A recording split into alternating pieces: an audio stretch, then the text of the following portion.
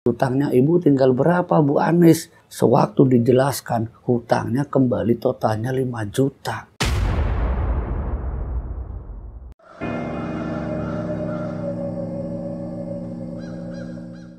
Bismillahirrahmanirrahim. Assalamualaikum warahmatullahi wabarakatuh. Alhamdulillah wa syukurillah wa ni'matillah la haula wa la quwwata illa billah, amma ba'd. Jumpa kembali di channel Hikmah Misteri bersama saya Pak Ade. Di kesempatan kali ini saya akan mencoba menceritakan kisah tentang misteri uang riba. Mungkin kalian sudah paham apa itu riba. Riba adalah sesuatu yang diperoleh dengan keuntungan yang lebih dari apa yang dipinjamkan. Karena sifat dari riba ini adalah uang atau pinjaman yang nanti ketika dikembalikan ini ada bunganya. Nah, bagaimana kisah dari misteri uang riba? Dari salah satu narasumber yang menceritakan bagaimana ketika dia bertemu dengan salah satu orang yang ternyata orang itu adalah rentenir, lintah darat, yang dipastikan setiap pengembaliannya itu ada unsur riba atau unsur balas budi. Mungkin bahasanya dia itu ya rasa belas kasihan, yang pada intinya bunga atau keuntungan yang diambil dari riba ini akan semakin membuat orang yang dipinjami ataupun yang meminjami akan sama-sama merasakan dampaknya. Nah, bagaimana kelengkapan ceritanya? Kita langsung masuk ke hikmah misteri. Sebut saja namanya Bu Rahayu dan juga si rentenir sebut saja namanya Bu Anis. Salah satu narasumber yang menceritakan bagaimana kehidupan Bu Rahayu, yang dalam kehidupan sehari-hari dia sering yang namanya didatangi oleh Bu Anis yang seorang rentenir, seorang lintah darat, yang menceritakan bagaimana kehidupan dari seorang Bu Anis, dari keuntungannya dia meminjamkan uang-uang yang pada saat nanti atau waktu yang sudah ditentukan oleh Bu Anis tetap akan mendapatkan keuntungan. Dan itu terus dilakukan, bukan hanya cuma satu atau dua orang, ratusan orang yang didatangi oleh Bu Anis, semuanya berkaitan dengan hutang piutang. Dan dari keuntungan tersebut banyak orang mengatakan, dari tempat tinggal salah satu narasumber yang berkaitan dengan Ibu Rahayu yang ingin saya ceritakan, kalau Bu Anis ini datang ke Bu Rahayu yang sewaktu Bu Rahayu waktu itu sedang ada perlu hajatan besar, di mana hajatan yang tidak sedikit biayanya. Bu Rahayu yang sudah tidak punya pilihan lain selain meminjam ke Bu Anis, akhirnya hal itu pun dilakukan oleh Bu Rahayu. Tapi dalam waktu tertentu Bu Anis meminta pertanggungjawaban dari Bu Rahayu, dan bunganya yang dikatakan oleh Bu Anis ke Bu Rahayu, bunganya tidak seberapa. Yang penting cuman hitungan balas budi saja Bu, ya agar kita sama-sama diuntungkan. Ibu saya bantu, ya ibu pun bisa bantu dari keuntungan saya. Itu alasan pertama yang disampaikan oleh Bu Anis ke Bu Rahayu. Nah, waktu itu Bu Rahayu yang tanpa sepengetahuan keluarga besarnya, uang didapatkan dari Bu Anis. Tapi setelah pernikahan atau hajatan itu selesai, dari satu hutang ke hutang yang lainnya yang dimiliki oleh Bu Rahayu, semuanya itu dilunasi, tapi tidak ke Bu Anis, yang seharusnya Bu Anis itu terlebih dahulu dilunasi agar bunganya tidak terlalu menumpuk. Tapi karena sesuai perjanjian, Bu Anis ini memintanya ya nanti selama setengah tahun, diangsur selama 6 kali. Dan dalam kenyataan yang dialami oleh Bu Rahayu, dengan setiap pengembalian 1 bulannya itu ada bunga yang harus diberikan ke Bu Anis. Nah, selama 3 bulan awal mungkin lancar-lancar saja, tapi selama 4 atau 5 dan ke-6-nya 3 bulan terakhir, Bu Rahayu ini tidak bisa ngangsur. Ya memang karena faktor keadaan dan juga kebutuhan dari keluarganya yang seorang janda, yaitu Bu Rahayu. Dia tidak mungkin dapatkan uang dari siapa lagi selain dirinya, karena anak-anaknya yang baru saja menikah, yaitu anak perempuan. Tidak mungkin juga bagi Bu Rahayu meminta menantunya. Nah, itu pun menjadi masalah bagi Bu Rahayu. Nah, satu waktu selama 3 bulan Bu Rahayu ini tidak ngangsur, Bu Anis ini datang. Dia datang menyampaikan ke Bu Rahayu, Bu, gimana? Ini udah telat 3 bulan, kapan mau dibayar? Bu Rahayu terdiam karena memang dia tidak punya jaminan, tidak punya apapun yang harus dijual untuk ngangsur 1 bulannya. Nah waktu itu sampai akhirnya nekat lah Bu Rahayu ngomong sama anak perempuannya, kalau dibalik hajatan yang kemarin ibu lakukan untuk pernikahan kamu, itu uang yang ibu dapatkan itu bantuan dari Bu Anis. Kalau kamu punya uang ya nak, tolong ibu pinjami agar ibu bisa ngangsur ke Ibu Anis. Nah waktu itu anaknya itu nggak tahu kalau Bu Anis itu seorang rentenir. Nah waktu itu yang ditanya anaknya, ibu punya hutang berapa sama Bu Anis? Hutangnya sekitar, ya maaf ini hanya sebuah gambaran saja, hutangnya sekitar 5 juta. Nah ibu kurangnya berapa? Ibu angsurannya itu dibagi 6, ibu sudah ngangsur 3 kali, jadi tinggal sisa 3 kali lagi. Angsurannya berapa Bu setiap bulan? Angsurannya sekitar 1 juta. Loh kok jadi 1 juta Bu? Ya itu kan setiap bulan. Nah kalau kita bayarnya spontan ya mungkin Bu Anis tidak minta 6 juta, tapi kan dibagi 6. Jadi Bu Anis itu dapat keuntungan selama 6 bulan itu dia dapat keuntungan 1 bulan.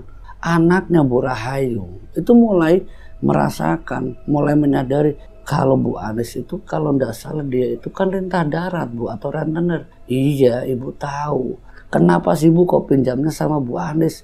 Ibu tidak punya pilihan nak. Kamu kan tahu ibu ini seorang janda, adik-adik kamu banyak, sedangkan kamu acara nikahannya itu kan biaya tidak sedikit. Ibu mau dapat dari mana? Uang dari kamu tidak mungkin cukup nak. Jadi waktu pernikahan kemarin Bu, itu uang hutang dari Bu Anis. Ya terpaksa ibu hanya ngomong benar. Nah makanya ibu ini bilang sama kamu, kalau kamu ada uang, tolong bantu ibu untuk melunasi atau setidaknya ya mengangsur ke Bu Anis, karena ibu sudah nunggak 3 bulan. Nah waktu itu anaknya Bu Rahayu itu sempat nanya ke Bu Anis, hutangnya ibu tinggal berapa Bu Anis? Sewaktu dijelaskan hutangnya kembali totalnya 5 juta. Itu terlambat 3 bulan.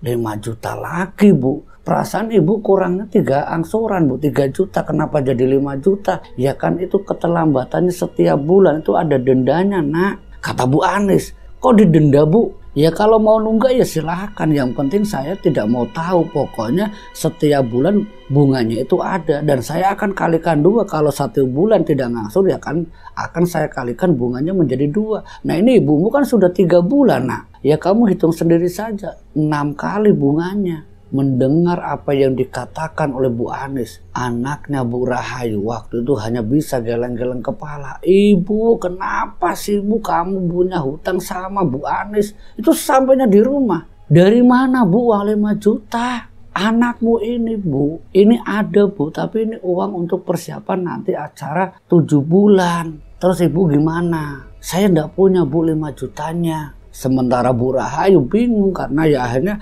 uang yang tidak sepenuhnya yaitu total 5 juta itu diterima yang jumlahnya itu sekitar 2 juta. Nah uang 2 juta itu dikasihkan ke Bu Anis dan beberapa waktu setelahnya kembali berjalan. Bu Rahayu yang pekerjaannya sebagai ibu rumah tangga yang kadang membantu dari kanan sampai kiri, dari tetangga satu ke tetangga yang lainnya, hasilnya tidak mampu untuk mencukupi kebutuhan keluarganya. Dan satu waktu yang membuat Bu Rahayu akhirnya melakukan sesuatu hal yang tidak mungkin dilakukan oleh anaknya, yaitu menyerahkan dirinya ke Bu Anis. Dia pasrah sama Bu Anis, terserah Bu, mau ibu mau apakan, biarkan saya jadi kulinya ibu pun, yang penting hutang lunas. Dan setelah Bu Rahayu ini akhirnya ikut bekerja di rumahnya Bu Anis, itu selama beberapa bulan, mungkin hampir sekitar 7 bulanan, itu tanpa dibayar, tanpa digaji. Ini yang membuat kondisi adik-adiknya, anaknya yang baru dinikahkan kemarin itu bergantung pada kakaknya yang udah nikah. Dan saat Bu Rahayu itu tinggal bersama Bu Anis di rumahnya sebagai kuli, sebagai asisten rumah tangganya, sering melihat orang-orang datang yang berkaitan dengan hutang ke Bu Anis. Orang-orang yang datang itu bukan cuma dari kalangan ibu-ibu, tapi bapak-bapak juga itu punya hutang ke Bu Anis, dan mereka itu ya sering mengeluh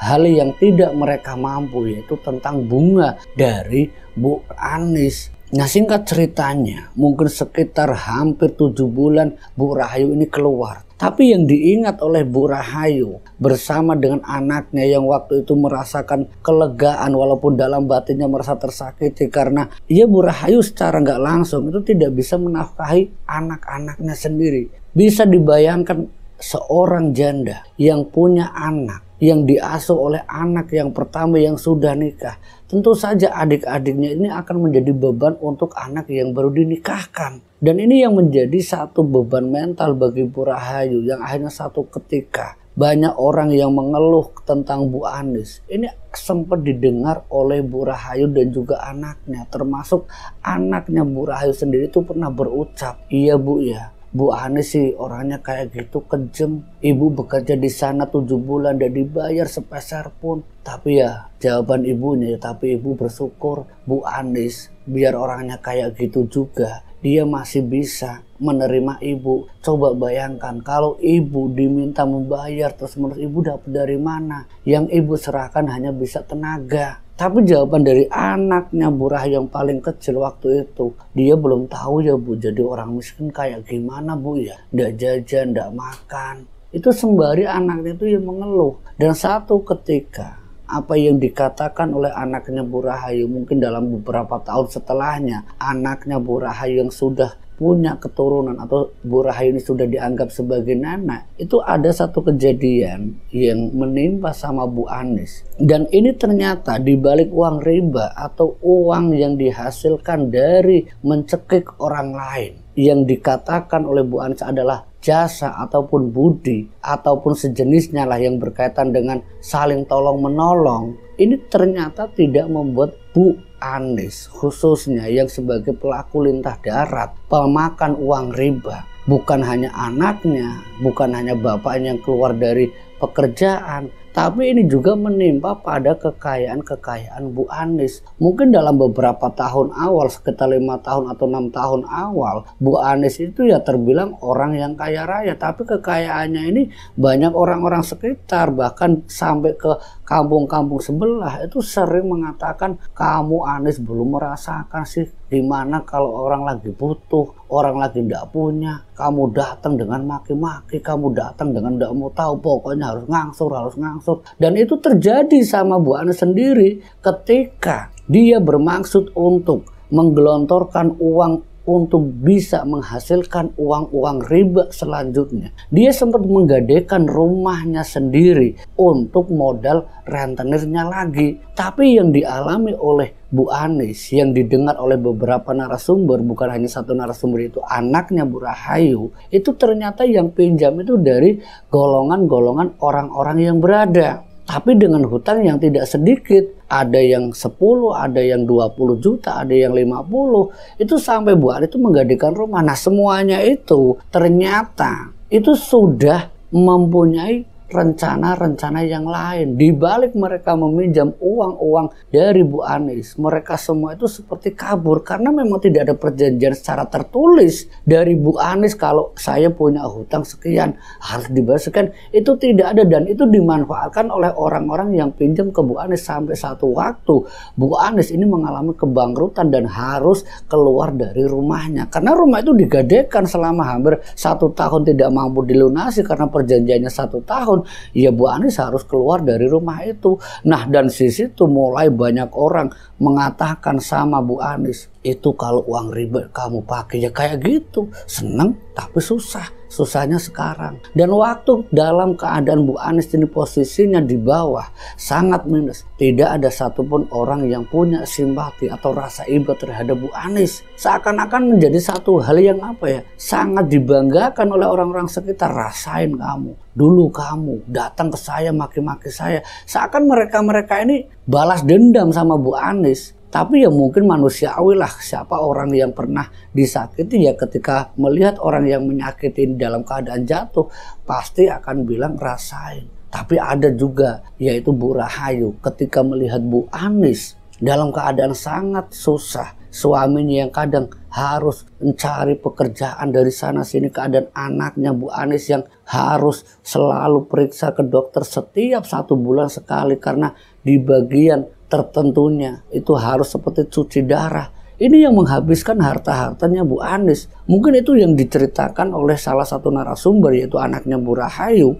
Kalau kekayaan yang dihasilkan dari riba yang dialami oleh Bu Anies harus merasakan bagaimana dampaknya. Nah, setelah Bu Anies ini yang disaksikan oleh narasumber termasuk Bu Rahayu hampir selama setengah tahun dari satu tempat ke tempat yang lainnya. Nah, Bu Rahayu yang tidak tega melihat Bu Anies dengan kedua anaknya yang suaminya sudah meninggalkan Bu Anies. Bu Rahayu ini berniat mengajak Bu Anies tinggal bersama dirinya. Nah, narasumber yaitu anaknya Bu Rahayu karena juga merasa bagaimana dulu ibunya dibantu oleh Bu Anies, ya dia sebisa mungkin ya untuk membantu Bu Anies. Tapi apa yang dialami oleh Bu Anies selama narasumber tinggal bersama Bu Anies, itu banyak kejadian-kejadian yang di luar nalar. Anak-anaknya, Ibu Anies sendiri, seakan-akan itu seperti karma yang nyata di dunia. Karena Bu Anies ketika dia tinggal bersama Bu Rahayu yang harus bisa dibilang dengan keadaan rumah yang terbatas, itu ya harus tidur di ruang tamu, ada yang di ruang tengah, ya pokoknya sebisanya mungkin, yang penting ada atap, yang penting bisa kumpul bareng. Itu yang dilakukan oleh Bu Rahayu untuk bisa berteduh, yaitu Bu Anies. Dan selama hampir 3 tahun tinggal di rumah Bu Rahayu tuh sering yang namanya dapat gunjingan dari para tetangga. Orang kayak gitu kok dibantu, orang kayak gitu kok dirawat, memang kamu sanggup? Nah, di balik kebaikan dari Bu Rahayu, ternyata ada hikmah yang luar biasa.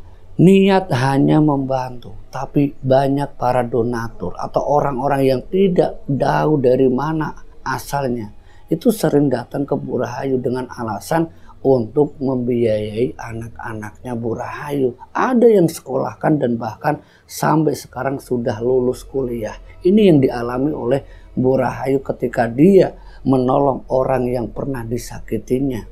Ketika Bu Rahayu menolong kepada orang yang pernah menyakitinya dan juga pernah membuat dia benar-benar tersiksa lahir batinnya. Tapi semua itu tidak membuat Bu Rahayu itu merasa dendam. Dia bersyukur karena dia masih di atas derajat daripada orang yang dulu pernah menghina dia. Dia masih bersyukur dalam keadaan sebagai seorang janda dengan anak-anak yang akhirnya pun bisa kuliah. Semoga dari kisah narasumber termasuk ibunya sendiri itu Bu Rahayu bisa memberikan manfaat untuk kita semuanya, bahwa di balik uang riba tidak ada sedikit pun keberkahan, yang ada hanyalah keburukan dan kemudaratan. Saya Pak Ade di channel Hikmah Misteri. Akhir kata, wassalamualaikum warahmatullahi wabarakatuh.